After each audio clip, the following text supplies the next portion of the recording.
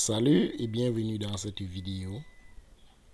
Aujourd'hui, nous sommes le 29 novembre 2025 et à l'actualité au Cameroun, il y a eu élection du président de la FECAFOOT. La FECAFOOT ici est l'organe chargé de gérer le football au Cameroun. Et pour pouvoir donc remédier à cela, les rumeurs remontent que c'est Samuel Eto'o-Fils qui est la personne encore élue pour la seconde fois. Et pour mieux appréhender cette information, je vous invite donc à taper dans la barre de recherche Eto'o-Fils. Eto'o-Fils. Tout simplement Eto'o. Et nous allons entrer. Voilà la personne, si vous ne le connaissez pas. Et on nous donne des informations sur lui. Il a 44 ans, né le 10 mars 1981. Et en descendant vers le bas, est-ce qu'il y a une information? À la une, Samuel Eto'o-Fils réélu pour un second mandat à la FECAFOOT. Voilà. Et voilà l'information qui vient aussi d'être publiée il y a 14 minutes. Ouais. Et il y a Actu Cameroun qui a aussi publié. Il y a Foot Mercato qui a publié il y a 3 heures. Nous allons chercher les journaux un peu crédibles. Et pour ce faire, nous allons aller cliquer dans Actualité pour pouvoir voir. Et oui, il y a 25 minutes, Camfoot a publié. Actu Cameroun a publié. Cameroun, Samuel Eto'o, bien parti pour un second mandat. Ça veut dire que c'est vrai.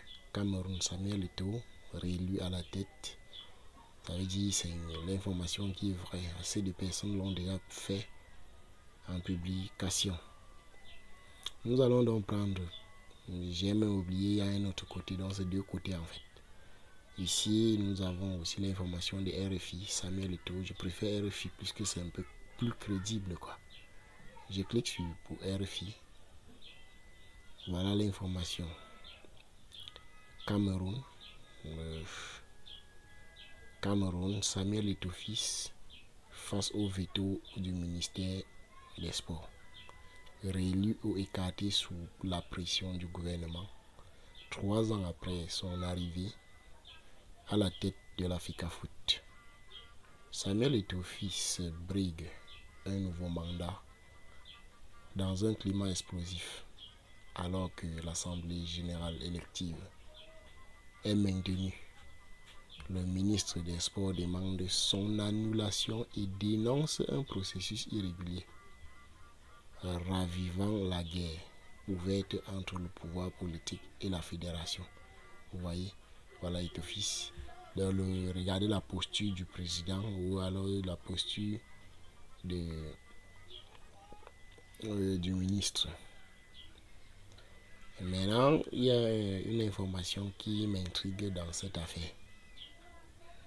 Quand j'ai lu un article, je ne sais pas, tout à l'heure, quand j'ai compris l'information, on dit que Eto'o-Fils était le seul candidat apparemment.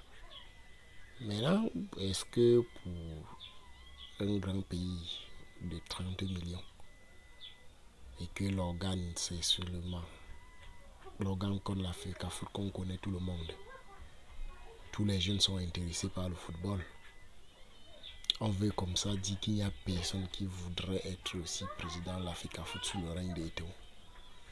Il n'a même pas d'adversaire. Dites-moi comment vous pensez de cela dans les commentaires. Oui.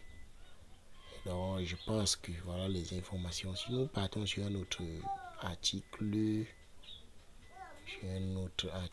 nous allons avoir, par exemple, celui du Journal du Cameroun. Voilà. Nous allons parcourir un peu ce Journal du Cameroun. Ils ont publié Cameroun, Samuel Eto'o bien parti pour un second mandat à la FECAFOOT. Voilà le père qui a gagné cela. Ouais. Et le président sortant de la Fédération camerounaise de football est le seul candidat à sa propre succession à l'élection prévue demain.